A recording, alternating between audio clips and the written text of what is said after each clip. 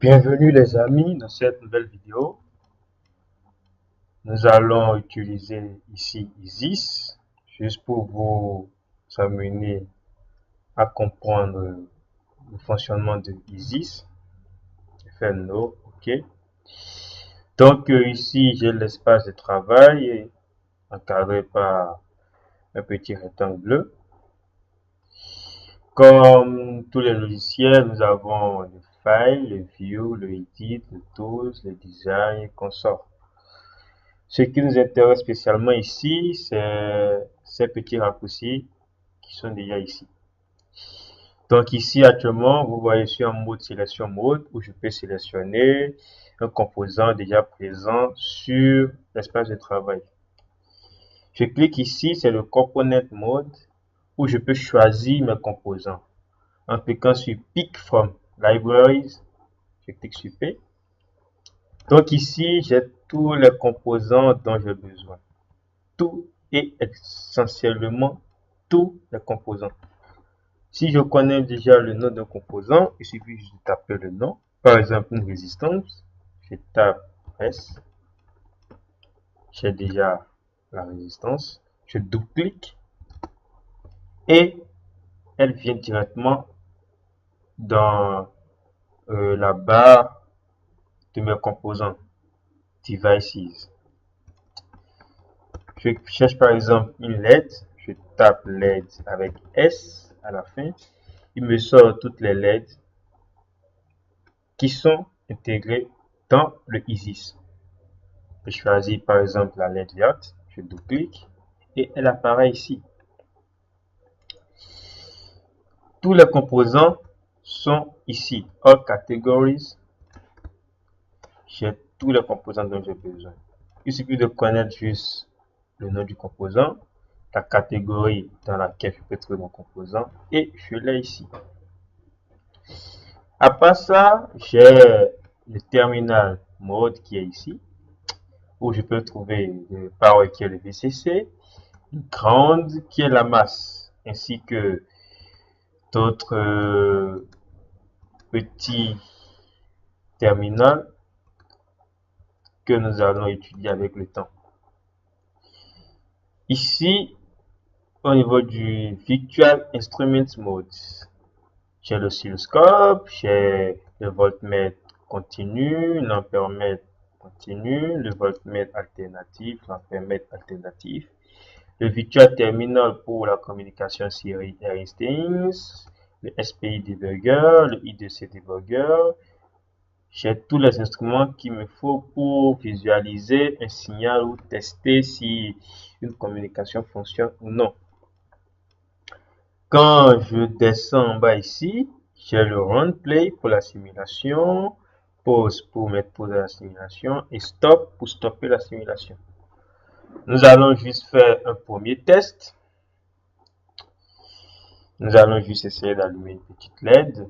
Donc, je clique sur mon composant déjà importé ici. Je viens ici, je fais un clic. Si l'écriture est trop petite, je peux zoomer. Et quand je zoome à chaque fois, il faut que j'arrange ma vue. Juste en cliquant ici. Et après, je regarde si c'est bon pour moi. J'amène également ma résistance sur mon espace de travail. Je clique une fois, je clique ici. Quand je fais un clic droit sur le composant, je vois les différentes options que j'ai. Rotate, 180 degrés, ou rotate à gauche, à droite et tout, mirror. Donc ici, moi je laisse ça comme ça parce que ça ne me dérange pas. Également, si je fais un clic droit sur ma LED, j'ai les mêmes options. Maintenant, si je veux connaître les caractéristiques d'un composant, je double-clique et ça me sort la tension et le courant, ainsi que le nom de la LED. Si je dis je veux modifier le nom de la LED, je mets LED, je mets on, one, pour dire la première LED, LED one. Et directement, vous voyez, le nom est là. Donc, je veux lier ma résistance avec ma LED. Il suffit juste de cliquer sur la patte de la résistance et de venir la relier au niveau de la patte de ma LED. Maintenant, il me faut le power. Je clique sur power. je l'amène ici. Je fais une rotation de 180 degrés pour pouvoir avoir la patte de mon VCC. Je clique sur Ground, je l'amène. Je clique. Maintenant, je sais que ma LED elle est de 2,2 volts et de 10 mA. Je clique sur ma résistance, je vois qu'elle est de 10K. Une résistance de 10K ne peut pas faire passer assez de courant pour pouvoir alimenter ma LED. Donc, d'après un dimensionnement que vous devez faire normalement chez vous au clavier, c'est-à-dire que quoi? Je prends un bloc-notes. D'après la loi des mailles, j'ai mon power qui est 5 volts. Je fais moins RI. Je fais moins. Maintenant, attention, bon de la LED. Je prends VLED. Or, mon I, c'est 10 mA. Et, attention, bon de ma LED, c'est 2,2 volts. De là, j'ai mon I qui est égal à 5 volts moins 2,2 volts. Le tout maintenant divisé par le courant que j'ai 10 mA qui fait 10 multiplié par 10 puissance moins 3. Après tout calcul bien fait, je trouve 280 ohms. Donc, c'est une simple loi des mailles pour trouver la résistance qui convient à ma LED afin qu'elle puisse s'allumer. On a trouvé 280 ohms. Mais si je suis têtu, je laisse les 10 kilo ohms comme ceci là. 10K. Je peux préciser la valeur de ma résistance ici. Je clique K pour signaler que c'est le kilo. Je fais OK. Si je simule, on remarque clairement, après simulation, ici c'est repère déjà, que ma LED ne s'allume pas. C'est normal. 10 kilo ohms empêche le courant de passer dans la LED. Or, d'après nos calculs, on s'est retrouvé à 280 ohms. Donc, je choisis ici 280. Quand je ne mets pas de K, ça veut dire que je suis en ohm. Quand je mets un M, je suis en méga ohm. Et quand je mets un F, je suis en méga ohm. Un G, je suis en giga ohm. Quand je ne mets rien, c'est l'ohm. Maintenant, je simule. Et bingo, vous voyez, la LED s'est allumée.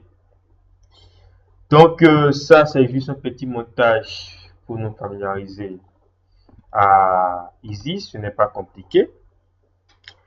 Moi, je récapitule. Je suis arrivé finalement à trouver le mot.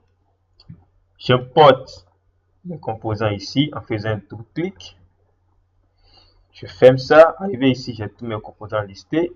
Je clique et je dépose. Je clique et je dépose. Si je veux faire une rotation, je fais un clic droit, je fais la rotation.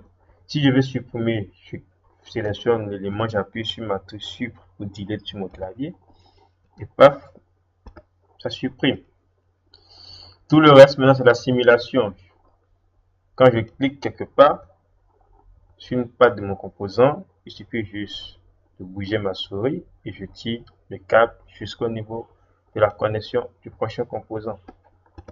Ensuite, je fais mes liaisons de câbles, j'appuie sur Play et mon montage fonctionne.